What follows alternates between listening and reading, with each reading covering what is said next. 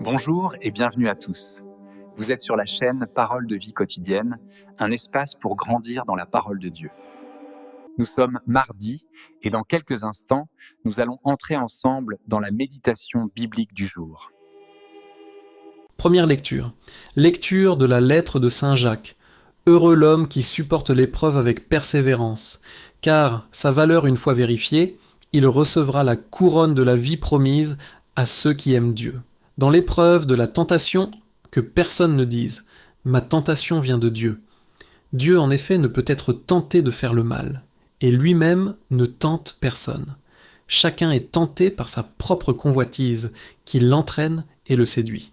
Puis la convoitise conçoit et enfante le péché, et le péché, arrivé à son terme, engendre la mort. Ne vous y trompez pas, mes frères bien-aimés, les présents les meilleurs, les dons parfaits, proviennent tous d'en haut. Ils descendent d'auprès du Père des Lumières, lui qui n'est pas, comme les astres, sujet aux mouvements périodiques ni aux éclipses.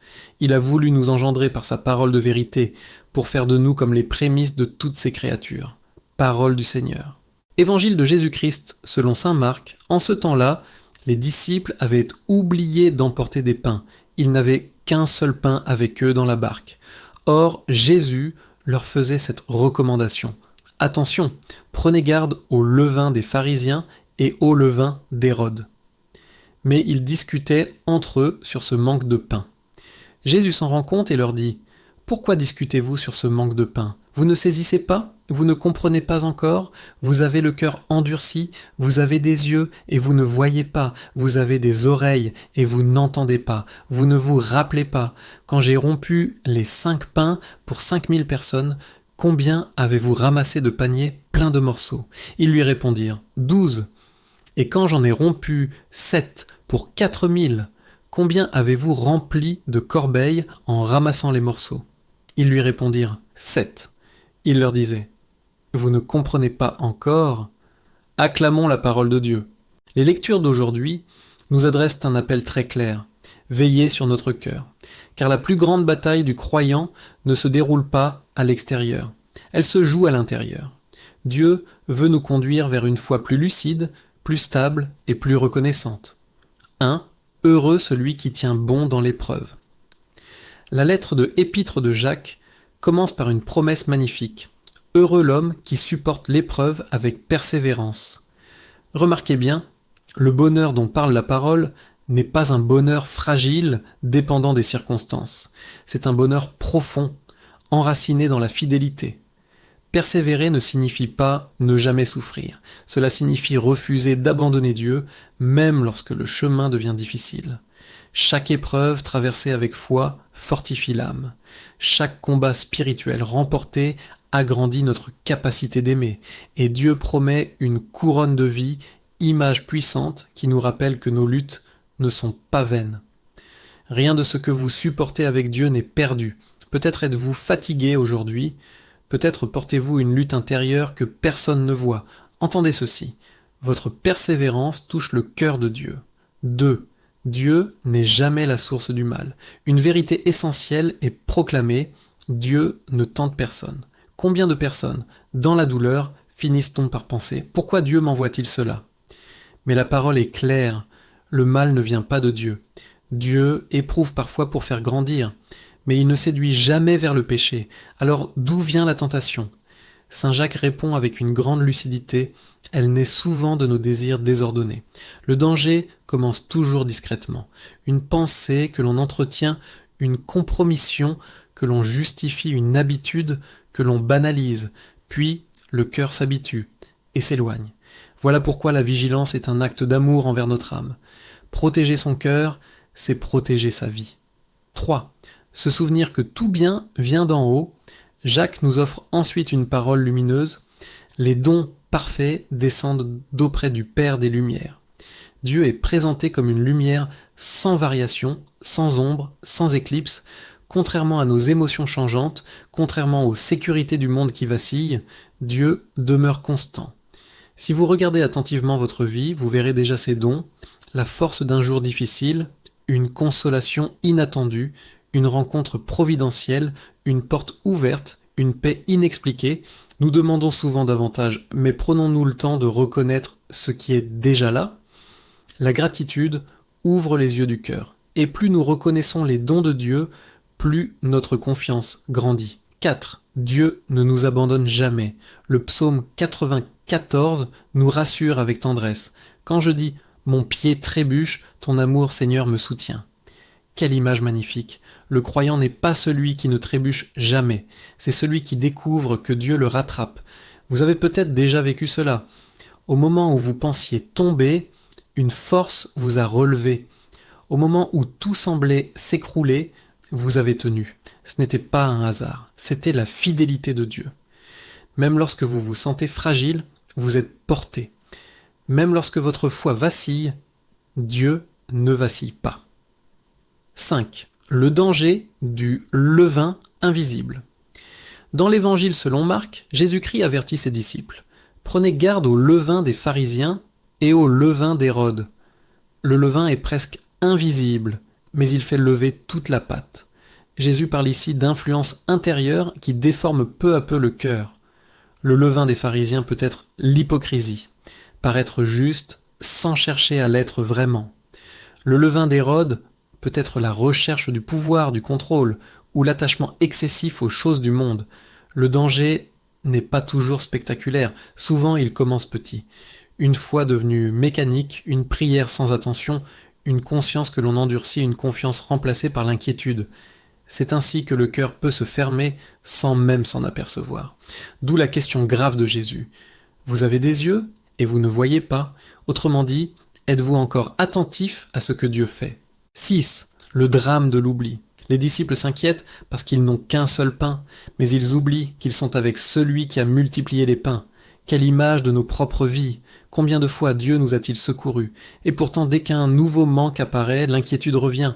L'oubli nourrit la peur, la mémoire nourrit la foi.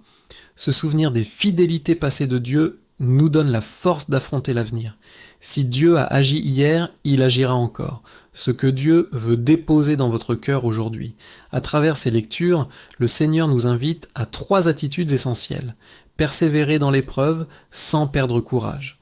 Veiller sur notre cœur pour ne pas laisser le mal y prendre racine.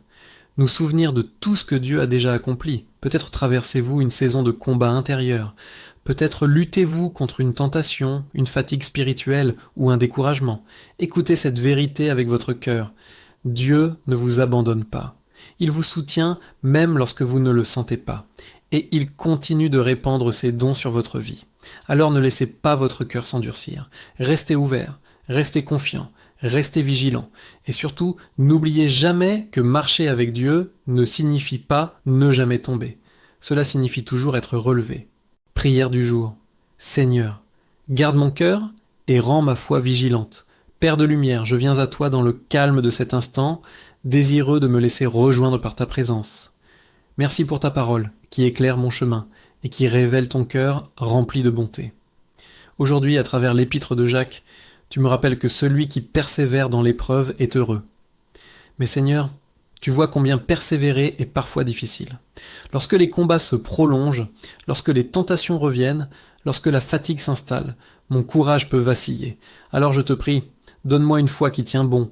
Quand je serai tenté d'abandonner, fortifie-moi. Quand je serai découragé, relève-moi. Quand la route sera exigeante, marche avec moi.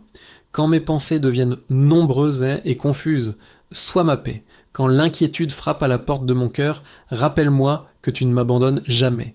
Même lorsque je suis fragile, tu restes mon appui. Seigneur Jésus-Christ, dans l'Évangile selon Marc, tu avertissais tes disciples de se méfier du levain qui fait lever toute la pâte. Aujourd'hui, je te demande, viens sonder mon cœur.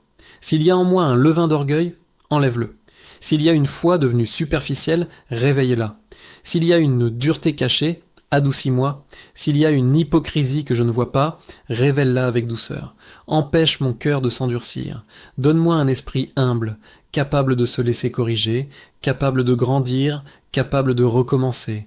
Seigneur, délivre-moi aussi de l'oubli. Grave en moi cette certitude. Aucune épreuve vécue avec toi n'est inutile. Seigneur, ta parole est claire, tu ne tentes personne. Préserve mon cœur de cette erreur qui consiste à penser que tu es la source de ce qui me détruit. Apprends-moi à reconnaître que tu es toujours du côté de la vie, toujours du côté de la lumière, toujours du côté de mon relèvement.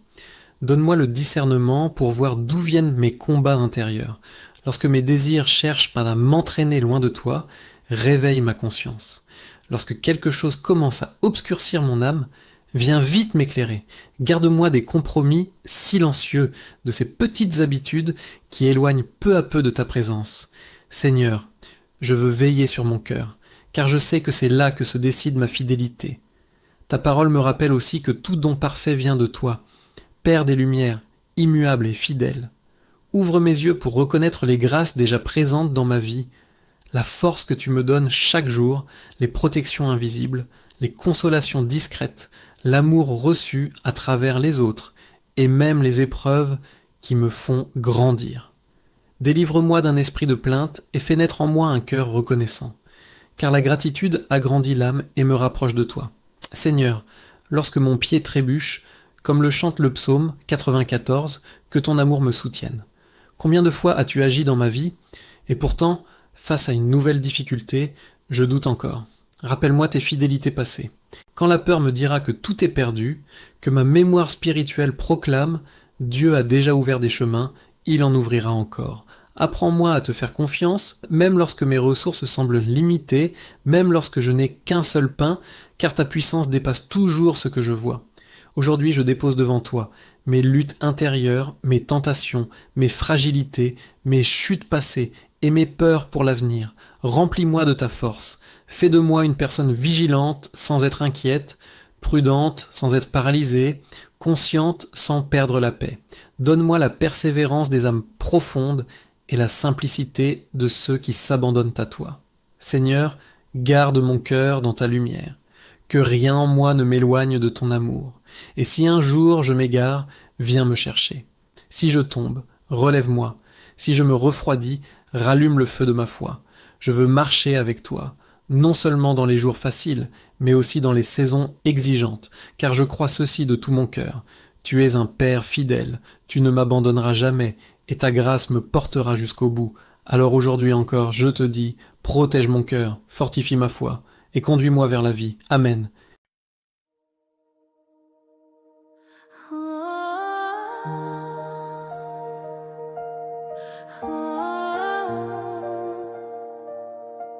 Nous levons nos voix vers toi, Seigneur éternel. quand la nuit tombe sur mon cœur, quand le doute efface mes couleurs, ta lumière vient me relever, ton amour me fait respirer.